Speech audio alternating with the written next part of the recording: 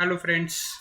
We are meeting again for our next lecture, and we have started introduction to green chemistry. And under green chemistry, in the last lecture, uh, actually not in last lecture.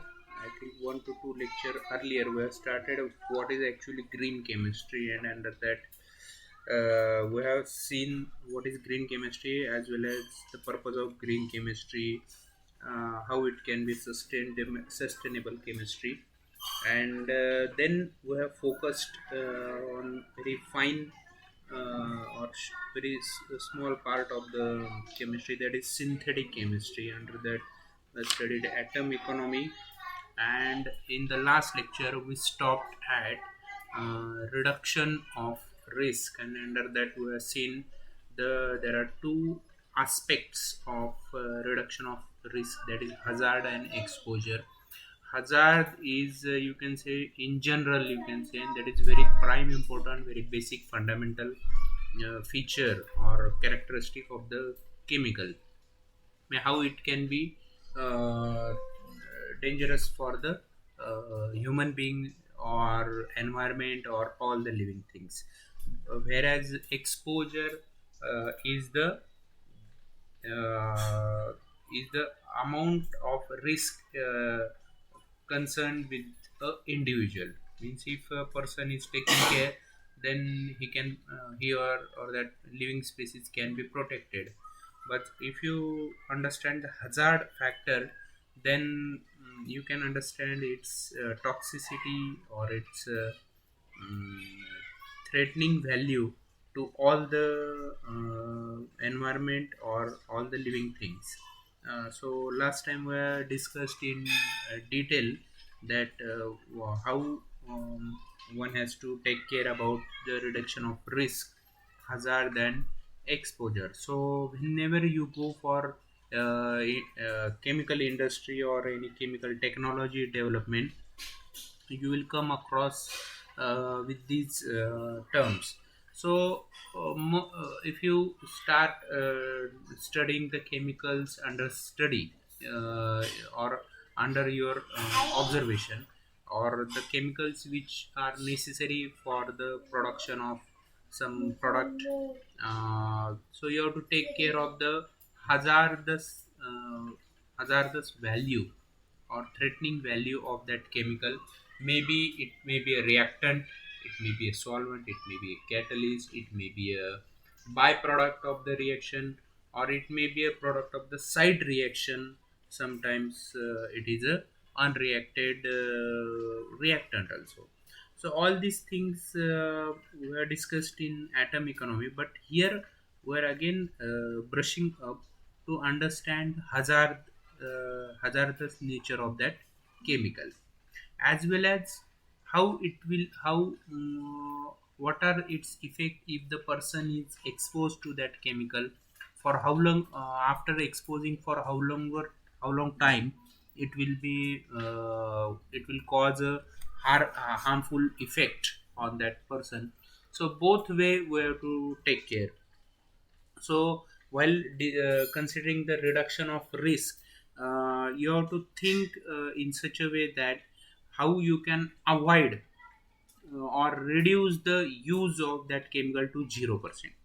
Okay, then there is no question of exposure to such harmful or toxic chemicals.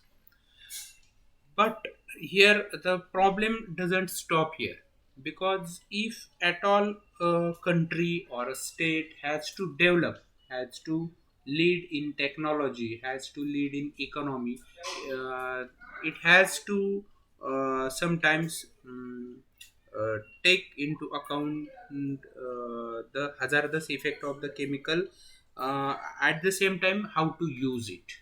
Okay, means you have to use the chemical, but at the same time how you can reduce the risk. Means here, just by considering the hazardous effect, if you stop using a chemical or a technology, then it will stop your progress. So that's why a new term come into our study, that is risk of no risk. Means what? First of all, we should know what is risk. Risk means there may be some harmful or toxic effect of the technology or the chemical which we are using.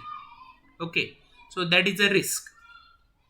Means here, for a production of particular chemical or a product, it is inevitable to use the to use such chemical which are toxic. For example, if you want to use AC or refrigerator, you have to come to you will come across the freon gases. Now, freon gases are really harmful.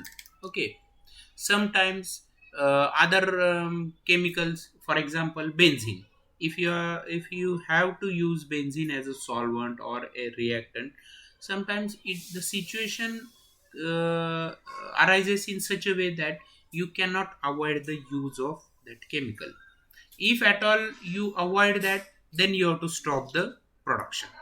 That do or die situation arises in such cases. So what to do with this? So in this case, you are inevitable to use the such chemical. For example, just now I given the example of benzene. Most of the, you can say, most of the organic chemicals are carcinogenic.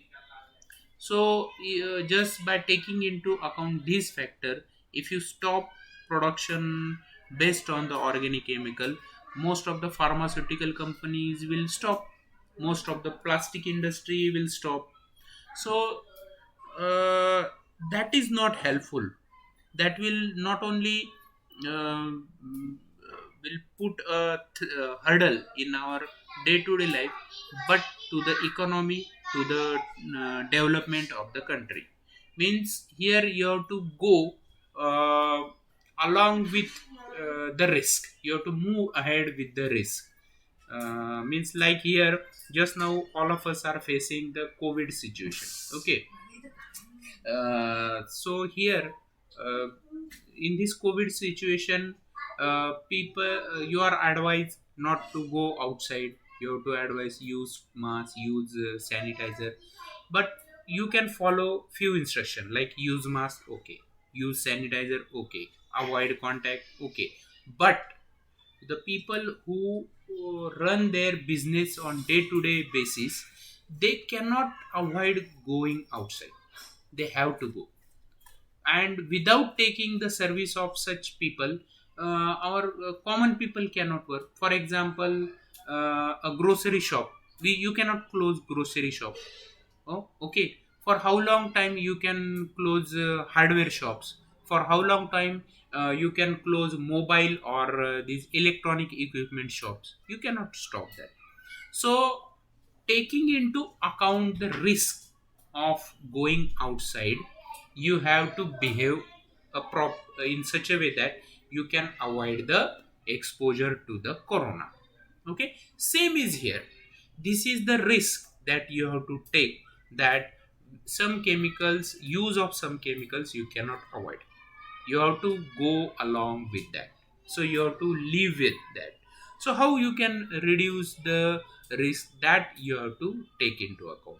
So risk is there. For example, forget about corona. If you start from for you are a student of Wadia College, so from you have to start from your home, and daily you have to come to the college. You may come on bike, or you may come by bus, or you may come by just by walking. It depends on how much distance is there from your house to college. But just by walking also there is some risk on road. Somebody may come and dash you. So there is always risk at every step of the life. So just by getting frightened to this risk, if you start thinking that I will not go outside the house, then it is a really big risk, and that is called as risk of no risk. Means just to avoid the risk, if you be at the home, then that is not going to help. So you have to take risk, and that is the means the harmful or threatening part of the process is called as risk. So that is very important. Now, why is it necessary? Just now I explained that if you don't come out of your house, you won't be able to reach your destination. You won't be able to perform your duties. So that is a necessary part of life. So you have to come out, you have to go outside. Okay, similarly, while developing the chemical technology or while installing the chemical plant, you have to take the risk.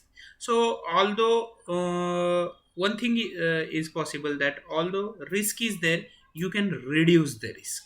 Okay, but you cannot avoid the risk 100%. Okay, for example, a huge aircraft weighing 100 tons of aluminum, iron, inflammable fuel and fragile human, traveling at the speed twice that of automobile, has to come in sudden contact with the runway. Means all of you know the plane. Okay, so when plane is moving in air, its speed is tremendous. Okay, so sorry. So when that same plane, which can go at a very large speed, when it is coming, it has to land at the destination place. When it is slowly coming closer and closer to the runway, at some point it will come in contact with the runway, that is a surface, and there may be you can say dashing. Okay, so when it is come in sudden contact with the runway, so that may cause that is you can say a dangerous process, the harmful process, because sometimes that plane may crash. But still, millions of times such landing of aeroplane takes place safely on the runway. Okay, just by getting frightened of this inherent dangerous procedure, you cannot avoid it. Okay, otherwise you cannot process, and that is called as risk of no risk. Means don't consider that there will be no risk, 0% riskless process. Okay, same principle applies to dealing with hazardous chemicals. We must always remember that there is always a risk of not taking risk. If we want to progress, we have to take risk. If we become timid, then our scientific, economic and national progress will stagnate. Okay, that means we'll start moving behind. Okay, that is not possible, 100% that is not possible. So you have to take risk, and if you don't take risk, so that is one more risk of not taking risk. For example, if you want to develop space technology, okay, means how to go to the moon. Means nowadays people know how to go to the moon. Still there is a risk that when your vehicle, satellite vehicle, uh, goes out of the atmosphere, goes out of the gravitational field of the earth, then there is a risk, always risk. Okay, there are n number of risk factors. Still, government, scientists and all the people working there, are ready to take that risk. Okay, means think about the person that Neil Armstrong, okay, and Edwin Aldrin. These are the two people. They went uh, by uh, uh, by that spacecraft on moon. Okay, but before Neil Armstrong, nobody tried that. Nobody has gone beyond the gravitational field of the Earth. So there are means you can say that there is a totally dark uh, space around you, which may threaten you. So you don't know, even at that time you don't know even what is the risk, what is that you should be threaten about it. Okay, so here uh, you have to take the risk. Without that, Neil Armstrong couldn't have gone to the moon. Okay, see here, therefore, risk of no risk is not useful. Okay, you have to take risk, then only you can move ahead. There is no need to strike. There is need, means here, sorry, I talked wrong way, that there is a need to strike a balance between potential risk and virtual risk. Means certain risks are continuous, uh, certain risk of continuous use of non-reliable fossils which generate greenhouse gases affecting the environment. We'll need to learn to handle the situation, reactions, dealing with hazardous substances with great care, and be ready to take a certain risk while handling them. So you have to take risk, and you should learn how to deal with them. Okay, so sometimes you must have heard about that, uh, mm, that how to deal with the some problematic situation, for example flood situation. Okay, natural calamity, that is flood or tsunami, nobody knows, but still risk is there. Okay, so you have to have a system of dealing with that. Okay, you have to be very positive about it. Okay, so a very good example of this is use of thermal process of treating hazardous waste. Although there is a release of toxic substances or gases, it remains the best option for disposal of such substance.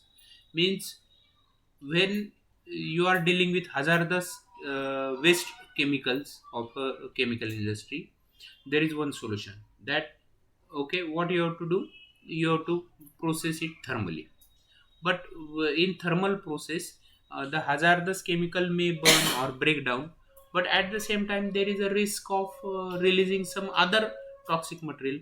Then you have to learn all those things, you have to deal with that, you have to find out the new technology, how one can reduce that risk. So that is a very important thing that you have to learn. Now how to means along, how to go along with the risk. The next point comes that how to reduce that risk, and there are a number of you can say ways. First is waste reduction and waste prevention. Okay, so integrated waste management is based on four option or option, not options, you can say four you can say ways. Okay, under that, first is reduce. Can you reduce? Can you reduce the use of particular chemical? Yes, if possible, go for that. Think about that technology. Can you go for recycling? Yes, sometimes though some chemicals formed as a byproduct, they can be recycled or they can be forwarded to other plant which is a reactant for other process. Then reuse. Can you reuse again and again like a catalyst? Okay, can you recover? Means once it is somewhere get mixed with the product, can you recover it? So all these four processes are very important. So as we have seen earlier, generation of waste and byproduct creates a burden on environment, no doubt, that is the main problem. So one of the important aspect of this green chemistry is to reduce the generation of waste material. So one way to reduce is legislation and regulations have created an awareness along with resulting possible legal action and lawsuits in connection with the waste generation. Means here you have to make the rules, you have to make the laws, you have to implement, you have to develop the system which will implement it seriously, so that there, instead of punishing people, you can create awareness, you can create the sense of the environmental aspect among the people. Okay.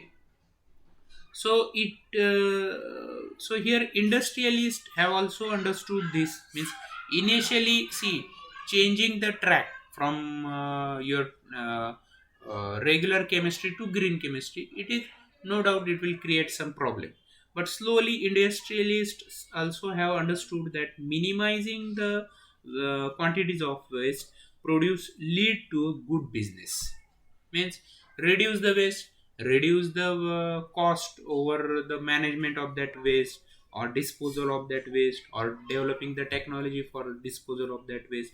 So all these things are have understood from economic point of view also by the industrialists. So waste are the materials. What is waste? Are the materials, and materials have the value. Okay. Therefore all materials should be used for beneficial purpose, means here whatever byproducts are there, can you think about how one can use that byproduct also, or the side reaction products. So these things you have to take care, so that you can reduce the uh, uh, pollution. Okay. So another thing, it must be remembered that discarding such waste involves a high cost of disposal. Now, instead of discarding, you can you recycle or reuse, or use it for another purpose. See, for to understand this, I will give you one example. That at the beginning of the what is green chemistry, I have explained you that you have to learn from nature. Okay. So if you learn from nature, very simple thing, take any process. Okay. Just a simple photosynthesis. What are the reactants of photosynthesis? Carbon dioxide and water. What is the catalyst? That is green pigment, that is chlorophyll, and the energy source is sun. What are the products? Product is food material and oxygen. Now consider this process. Here the reactants are available in nature, the catalyst is available in nature, the energy source is renewable source or continuous source, and the products are useful products. The main purpose of photosynthesis is to produce food material. Okay, you got the food material, but what is the byproduct? Byproduct is oxygen. But this oxygen and food material both are necessary for animals. When they intake this food material for digestion, they need oxygen, and this food material and oxygen, after consuming, they convert it again to the carbon dioxide and water, and same are the reactants of the photosynthesis. Means here you can understand, you can easily identify that there is a complete process, means there is a complete cycle. The reactant of one process are the products of second process. The product of first process are the reactants of the second process. Means here there is a mutual process. So this mutual process avoid the formation of waste material. Same thing can we apply it on the chemical technology. Whatever product you want to produce, consider the reactant. Okay. Use it for the process. Okay. And whatever product, desired product, and along with that whatever undesired waste product is formed, can you use it for any other industry for production of other chemical. So that it will be a mutual cyclic process. So as far as, if you follow the nature has all the most of the process cyclic. Therefore there is no waste product in nature, all are necessary product. It is the human being who is only taking care of the one part of the process, not the complete cycle, and that is the reason of production of the waste material. So these are the four, you can say, principles We'll discuss this waste reduction and waste prevention in more detail in next lecture. For time being, we'll stop here. Thank you.